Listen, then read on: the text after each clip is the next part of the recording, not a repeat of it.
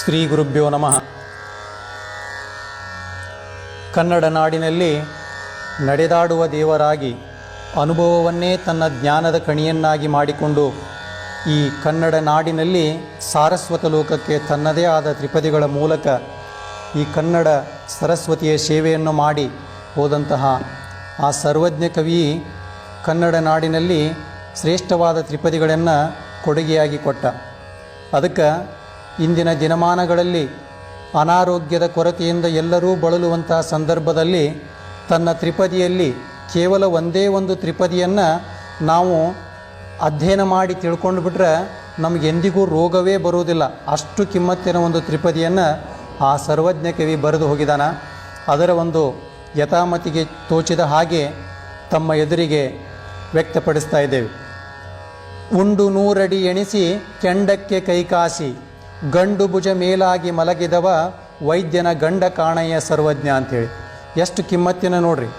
ಪ್ರತಿಯೊಂದು ಸಾಲಿನಲ್ಲಿಯೂ ಸಹಿತ ಅರ್ಥವನ್ನಿಟ್ಟ. ನಮ್ಗೆ ಯಾಕೆ ರೋಗ ಬರ್ತಾವಂದ್ರೆ ಈ ತ್ರಿಪದಿಯೊಳಗೆ ಹೇಳಿದ್ದನ್ನು ಮಾಡದೇ ಇದ್ದಾಗ ಮಾತ್ರ ರೋಗಗಳು ಬರ್ತಾವಂತ ಸರ್ವಜ್ಞ ಘಂಟಾಘೋಷವಾಗಿ ಹೇಳ್ತಾನೆ.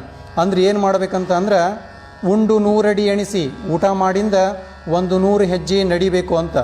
100 ಹೆಜ್ಜೆ ನಡೆದ ನಂತರ ಎರಡನೇ ಕೆಲಸ ಹೇಳ್ತಾನೆ, ಏನು? ಕೆಂಡಕ್ಕೆ ಕೈ ಕಾಸಿ ಅಂತ.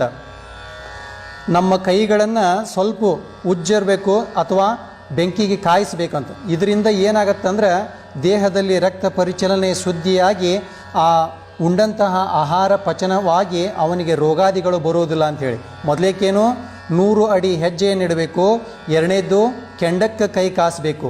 ಇವೆರಡೂ ಆದ ನಂತರ ನಾವು ಮಲಗ್ತೇವಲ್ಲ, ಮಲಗುವಂಥ ಸಂದರ್ಭದೊಳಗೆ ಹೆಂಗೆ ಮಲಗಬೇಕು ಅನ್ನೋದನ್ನು ಸಹಿತ ಬರಿತಾನವ. ಗಂಡು ಭುಜ ಮೇಲಾಗಿ ಮಲಗಿದವ ಅಂಥೇಳಿ. ಗಂಡು ಭುಜ ಅಂದ್ರೆ ಮನುಷ್ಯನ ದೇಹದೊಳಗೆ ಗಂಡಿಗೆ ಬಲಭಾಗವನ್ನು ಕೊಟ್ಟಾರ. ಆ ಬಲಭುಜ ಮೇಲೆ ಮಾಡಿ ಎಡಭುಜ ಕೆಳಕ್ಕೆ ಮಾಡಿ ಮಲಗಿದವ ವೈದ್ಯನಿಗೆ ಗಂಡ ಕಾಣಯ್ಯ ಸರ್ವಜ್ಞ ಅಂತ. ಗಂಡು ಭುಜ ಅಂದ್ರೆ ಬಲಭುಜ ಮೇಲಾಗಿ ಮಲಗಿದವನಿಗೆ ಸಾಯು ತನಕನೂ ಸಹಿತ ರೋಗಗಳು ಬರುವುದಿಲ್ಲ ಅಂಥೇಳಿ ಆ ಸರ್ವಜ್ಞ ಕವಿ ತನ್ನ ತ್ರಿಪದಿಯೊಳಗೆ ಘಂಟಾಘೋಷವಾಗಿ ಸಾರಿದ್ದಾನೆ. ಆದ್ದರಿಂದ ನಾವೆಲ್ಲರೂ ಸಹಿತ ನಮ್ಮಲ್ಲಿರ್ತಕ್ಕಂಥ ಅಗಾಧವಾದ ಕನ್ನಡದ ಸಾಹಿತ್ಯದ ಜ್ಞಾನವನ್ನು ನಮ್ಮ ಮಕ್ಕಳಿಗೆ ಕಲಿಸಬೇಕು. ಸರ್ವಜ್ಞನ ತ್ರಿಪದಿಗಳನ್ನು ಕಲಿಸಬೇಕು.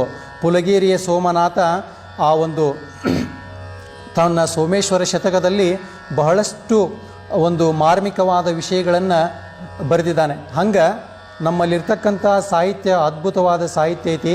ಆದ್ದರಿಂದ ಆ ಎಲ್ಲ ಸಾಹಿತ್ಯವನ್ನು ನಮ್ಮ ಮಕ್ಕಳಿಗೆ ಕಲಿಸಿದ್ದ ಆದರೆ ಅವರೂ ಸಹಿತ ಜ್ಞಾನವಂತರೂ ಆಗ್ತಾರ, ಆರೋಗ್ಯವಂತರೂ ಆಗಿ ತಮ್ಮ ಜೀವನವನ್ನು ನಡೆಸ್ತಾರ ಅಂತಕ್ಕಂಥ ಮಾತನ್ನು ಹೇಳ್ತಾ ಈ ಒಂದು ನುಡಿಗಳನ್ನು ಗುರುವಿನ ಪಾದಕ್ಕೆ ಸಮರ್ಪಣೆ ಮಾಡ್ತಾ ಇದ್ದೇನೆ.